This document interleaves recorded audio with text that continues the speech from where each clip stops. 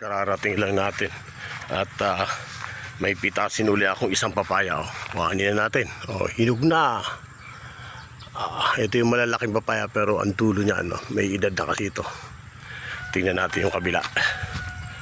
Kung meron silang hinog o kaya manibalang.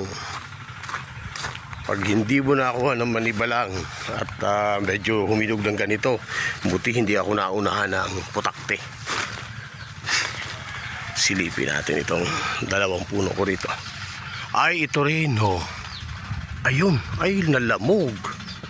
Pero kailangan makuha na rin, kasi pag hindi kinuha, wala, mauunahan tayo ng mga hinain.